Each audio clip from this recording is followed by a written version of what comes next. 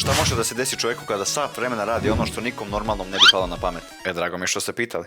Dobio sam inspiraciju da probam da napravim igricu za samo sat vremena. Što? Pa mislim da bi bila interesantna ideja za video. Pošto nema šanse da za sat vremena smislim i priču igrici, isprogramiram sve animacije ako budu trebale, najviše se isplati da na kraju samo uzmem jednostavnu igricu koja već postoji i rekreiram je. A ja kao iskusan programer i game developer mislim da ne bi trebalo da bude problema nikakvih.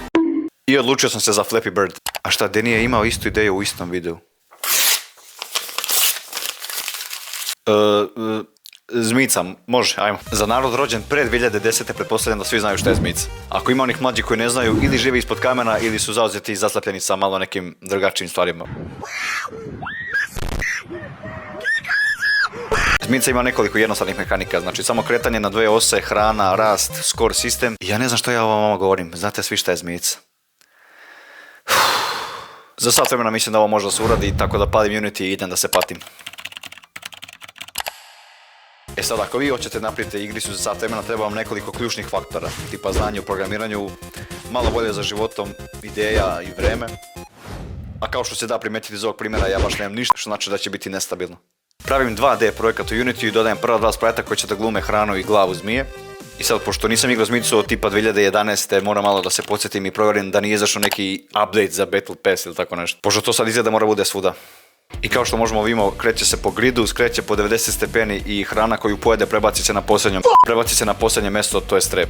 I prave se zvukovi na svaki dodir. S obzirom na to da je ovo 2D igrica, kretanje nije bilo baš neki problem, samo su mi trebale if i else funkcije za VASD na tastaturi i svako dugme treba da vodi u odgovarajući pravac. I moram samo da pazim da ne mogu da iz kretanja levo odmah krenem u desno ili od ozgo na dole i to me služi ovaj previous direction. I zamisli radi. Inače ovo nisam ja ubrzao, nego je ovo zapravo brzina koja izlazi iz ovog koda. I donio sam jako pametnu odluku, a to je da popravim kasnije. Sljedeća stvar koja je druga najbitnija u zmici, da kažemo, je random spawn hrane po mapi. Jer bez toga nema ni nikakve poente, realno. Samo kretanje obične neke zmije kroz prostor i vreme koja ne radi ništa, uvijek je sama. Hrana treba da se pojavi samo tamo gdje kamera može da vidi. Što znači da mogu da napravim neki game object sa box colliderom koji mogu da povećam.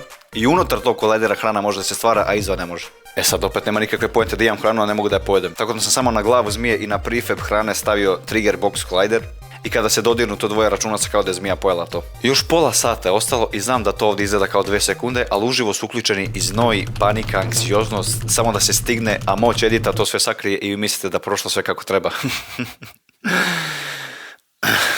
Još jedna bitna stvar mi je ostala, a to je da se zmija povećava kad jede. I to je bilo jednostavno i uspjelo iz prve.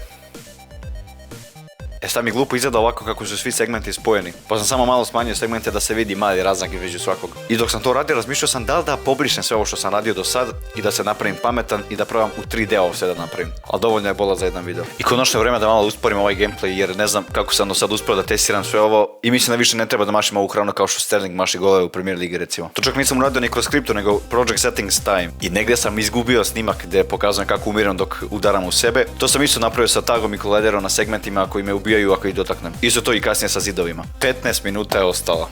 I problem sa tako malim vremenom od sat vremena je što moraš da se boriš sa moždanim udarom dok programiraš, crtaš 2D asete ili ne daj Bože 3D modeling i sve ono, kad sve to prevaziđeš igrici izgleda ovako. U moju odbranu malo je vremena. Sa ostalim vremenom vidim da nema šanse da nacrtam u Photoshopu sve asete koji mi trebaju, pa sam otišao na Unity Asset Store, skinuo sam prvi besplatan 2D asset i ubacio ga u projekat. I pošto apsolutno nigde nema asset za glavu zmije koju mogu da koristim, sa preostalim vremenom moram sam u Photoshopu da probam da nacrtam nešto u pixel artu što barem liči na glavu zmije. E sad ja baš nikad u Photoshopu nisam crtao pixel art, ali koliko teško može da bude. Pa dobro, mislim, manje od 2 minuta sam imao. Jo, majko. I sad moram samo malo da popravim ovu scenu da nemam samo kvadratić koji se kreće u prostoru i crnu pozadinu. I pošto je ovo 2D igrica mogu da koristim tile maps i onda mogu samo da crtam levela s assetima koje imam. I po ovome možda se vidi da sam baš dosta truda uložio. Ok, sad imam, nazovimo pixel art zmijine glave. Ali pošto sam do sada programirao i radio samo s ovim malim kvadratom, jednu bitnu stvar sam izostavio. Rotaciju glave. Previše malo vremena je ostalo, jednostavno nema šanse da stignem da uradim ovo, tako da samo mogu da se fokusiram na score sistem što je ostao. Reko niko nikad. Znači maksimalno sam iskoristio vreme da popravim ovu rotaciju glave i tela, nikad u životu nisam radio i mislio brže i na kraju opet nije radilo. Tako da sam samo vratio nazad kvadrate. Vreme je isteklo i imamo ovo. Ako ništa, barem sam uspio da dodam sve mehanike koje zmica zapravo ima. ali kao što vidite video nije ni blizu kraju, tako da mogu samo da vam kažem da pogledate do kraja šta sve može da se desi. Na kraju ću samo da uporedim ovo što sam radio za sat vremena i verziju koju sam postavio na itch, koju možete sad već da skinete besplatno. Ako neko skine može da napiše high score u komentarima na itch stranici, ako ne skine... E sad, svako sa očima će reći da ovo ne liči ni na šta. Samo zato što ima pixel art okruženja sa kvadratima koji se pomeraju. Tako da ću sve ovo da pobrišem i samo vratim sve na ovo okruženje što smo imali pre. I dodat ću jednu od boljih stvari koju Unity ima da ponudi. Post-processing. Na post-processing sam potrošio malo više vremena nego što sam planirao, ali barem izgleda bolje nego pre. E sad, normalan čovjek bi rekao da je to što se tiče ovog challenge-a, ali da se primetiti da nisam baš toliko normalan i hoću da poguram da vidim šta može da se desi na kraju. Tako da hoću da dodam neke prepreke, više levela sa lavirintom, fazon i ne znam šta mi padne još na pamet. Inače ova mapa je ogromna i maksimalan broj poena je 819, a poređenja radi, Googlova zmija je samo 252. Aha. E sad malo da skrenem s teme. Šta je to što generalno igrice imaju, a ova nema? Main menu, ime i ikonu. Tako da sam za početak otišao u Photoshop i časkom napravio thumbnail za itch stranicu, pitao svog najboljeg druga za ime igrice, ubacio i to u thumbnail i nazad u Unity sam na brzinu napravio neki jednostavan main menu koji vodi ili u onaj survival mode ili level selector. U meniju sam stavio i podešavanje za ovo gašenje ovog post-processinga za narod koji baš nema kompjuter koji možda podrži ovo, ali verovali ili ne, ovo baš zna da napati kompjuter. Imam još jedno pitanje. Šta je ovo? Jel tako? A čemu to služi? Šta kaže Wikipedia? Skuplja i prenosi informacije o zvuku. O zvuku, a? Aj sad da obratimo pažnju na nešto. Tako da zapravo ne mogu da uradim nešto što zapravo ljudi rade. Odem samo na internet i pokupim besplatne zvukove koji mi trebaju. I naravno ide na Pixabay i posao dalje lak. I imamo ovo.